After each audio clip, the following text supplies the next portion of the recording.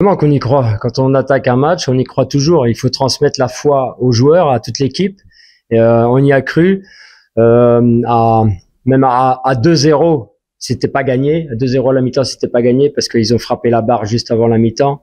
Donc, je les ai avertis qu'il fallait absolument ne pas encaisser et marquer le 3e but pour vraiment tuer le match, quoi. Parce que l'équipe de Simba a proposé du jeu. C'est une très belle équipe. Il nous a posé beaucoup de problèmes et c'est une belle victoire qu'on a construite jusqu'à la dernière minute. Mais par rapport à Beyoukou, c'est des crampes. Hein, c'est quand même le 3e match en 8 jours, donc les organismes sont un petit peu touchés. J'avais quand même pas mal de joueurs qui étaient fatigués, mais en tous les cas, on fait appel aux remplaçants, aux finisseurs, hein, qui font toujours bien le travail. On l'a vu encore cet après-midi.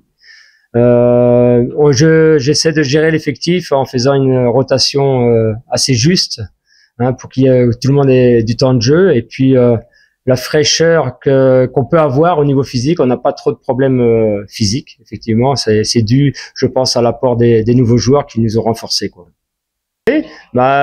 L'idée, c'était de pouvoir préserver le score, et puis c'est une équipe qui joue bien au ballon et qui nous a fait reculer, notamment même en première mi-temps, en fin de première mi-temps.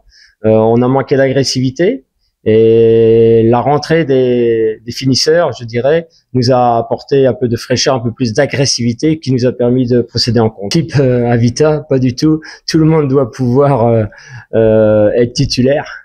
Et puis j'ai la chance d'avoir un groupe homogène. Il n'y a pas de trou dans le groupe, il n'y a pas de faiblesse.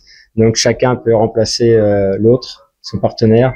Et c'est ça qui est intéressant. On calcule pas le prochain sur le prochain match. On joue match par match. Il faut surtout pas tomber dans le piège du calcul, et puis Ayrton, il est capable de jouer à gauche comme à droite. Et je voulais un joueur qui soit plus défensif que attaquant pour pouvoir bien défendre et procéder en contre.